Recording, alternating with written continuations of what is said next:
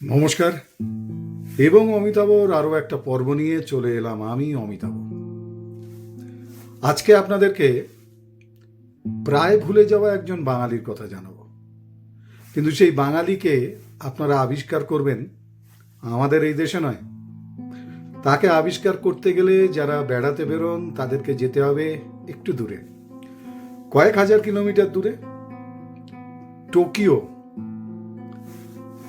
টোকিওর রাজপথে চলতে চলতে হঠাৎ যদি একটা মূর্তির নিচে চোখ পড়ে, চমকাবেন না, কারণ মূর্তির নিচে লেখা বঙ্গ সন্তানের নাম টোকিওর রাস্তায়। অথচ ভারত তো দূর, গোটা পশ্চিমবঙ্গে তার নামাঙ্কিত কিচ্ছু নেই। জাপানিরা কিন্তু 50 বছর পরেও ভোলেনি সেই বঙ্গ সন্তানের অবদান। দিনটা ছিল 12ই নভেম্বর, সালটা 1948। আমাদের ভারতবর্ষ সদ্য স্বাধীনতা লাভ করেছে। টোকিওর উপকণ্ঠে এক বিশাল বাগান বাড়িতে চলছে বিশ্বযুদ্ধে হেরে যাওয়া জাপানের প্রধানমন্ত্রী তোজো সহ মোট 55 জন অপরাধীর বিচার। এদের মধ্যে 28 জনকে চিহ্নিত করা হয়েছে ক্লাস এ, ক্রাইম এগেইনস্ট পিস, শান্তির বিরুদ্ধে গিয়ে অপরাধ, যুদ্ধ অপরাধী প্রমাণিত হলে যার শাস্তি মৃত্যুদণ্ড। সারা পৃথিবী থেকে এসছেন বাঘা বাঘা 11 জন জুরি। বিচার শোনার পর যারা বলে উঠছেন গিল্টি গিল্টি, হঠাৎই বজ্র নির্ঘোষ কণ্ঠে একজন বলে উঠলেন নট গিল্টি। হলঘরে নেমে এলো এক ভয়ঙ্কর নীরবতা, এক নিস্তব্ধতা। কে জুরি যে বলছেন নট গিল্টি? হ্যাঁ, তার পুরো নাম ডক্টর রাধা বিনোদ পাল। টোকিও যাবার আগে ছিলেন কলকাতা হাইকোর্টের অন্যতম বিচারপতি।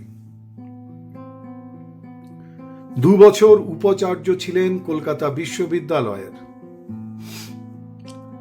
1886 সালের পূর্ববঙ্গের কুষ্টিয়ার একটি পরিবার, যা অত্যন্ত দরিদ্র, সেই পরিবারে জন্মগ্রহণ করেন।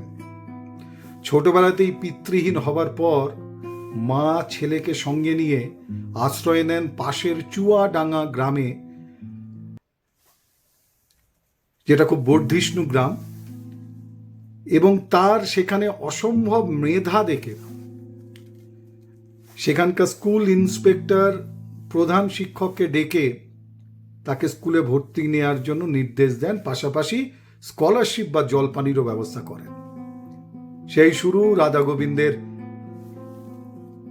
এরপর জেলার সর্বোচ্চ নম্বর নিয়ে স্কুল ফাইনাল পাশ করেন রাধা গোবিন্দ।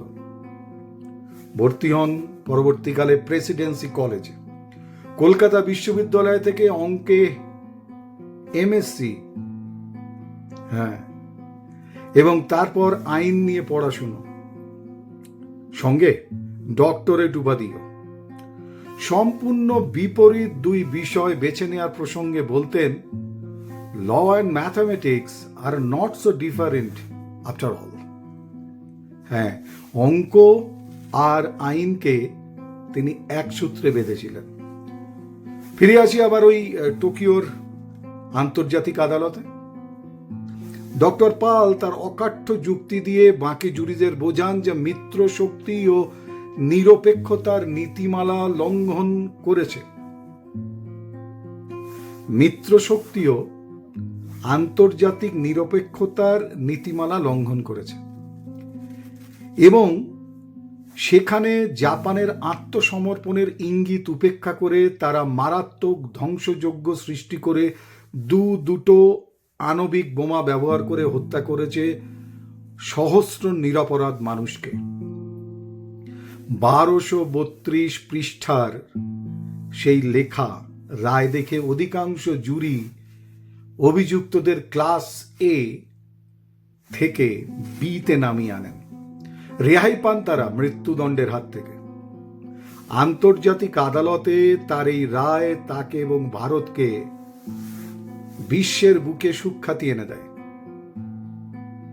জাপান কিন্তু ভোলেনি এই মহান মানুষটার অবদান। 1966-তে সম্রাট হিরোহিতো তাকে সে দেশের সর্বোচ্চ অসামরিক সম্মান কোক্কোকুনাশাও সেই সম্মানে ভূষিত করেন। টোকিও এবং কিয়োটোতে দুটি ব্যস্ত রাস্তা এই বঙ্গ সন্তানের নামে রাখা হয়। আইন পাঠ্যক্রমে অন্তর্ভুক্ত করা হয়েছে তার লেখা সেই 1200 পাতারও বেশি রায়। টোকিওর সুপ্রিম কোর্টের সামনে বসানো হয়েছে তার গাউন পরা মূর্তি। 2007 সালে ও দেশের প্রধানমন্ত্রী শিনজো আবে তিনি দিল্লিতে এসে ডক্টর পালের পরিবারের সদস্যদের সাথে দেখা করার ইচ্ছে প্রকাশ করেন। শোনা যায় তখন বুদ্ধবাবুর মন্ত্রিসভার এক বরিষ্ঠ সদস্য শিনজো আবের সাথে ওনার ডোভার লেনের বাড়িতে আসেন। লোকটা কে একটু খোঁজ নিয়ে হতো। কিন্তু এখন যারা দেশের সরকারে আছেন বা যারা বাংলার সরকারে আছেন তারাও কি জানেন তিনি কে? যাই হোক, সেই মহাপণ্ডিত মানুষটার প্রতি শ্রদ্ধার্ঘ যে বঙ্গ সন্তানের জন্য জাপানের রাস্তায় আজও কোনো বাঙালির মূর্তি শ্রদ্ধার সঙ্গে যেখানে মানুষ সম্মান জানায়। হ্যাঁ, তিনি একজন গর্বিত বঙ্গ সন্তান। আর আমরা তাকে কেউ মনে রাখিনি। এজন্য ইতিহাস বড্ড আমাদের সহযোগিতা করে, কারণ ইতিহাস কখনোই মিথ্যে বলে না। বঙ্গজীবনের অঙ্গ হয়ে ওঠা বিশ্বের বুকে আরো একজন বঙ্গ সন্তান প্রতিনিধি, বাঙালির প্রতিনিধি ডক্টর রাধা বিনোদ পালকে এবং অমিতাভর পক্ষ থেকে অনেক শ্রদ্ধা, শতকোটি প্রণাম। আজকের এবং অমিতাভ এটুকুই। পরবর্তী পর্ব নিয়ে এরকম কোনো অজানা ঘটনা বা ব্যক্তিকে নিয়ে আরও একবার উপস্থিত হব আপনাদের সঙ্গে। ততক্ষণের জন্য সবাই ভালো থাকুন, সুস্থ থাকুন, সচেতন থাকুন, সাবধানে থাকুন। আর হ্যাঁ, সংস্কৃতি রক্ষা করে, সম্প্রীতি রক্ষা করে সবাই এক থাকুন।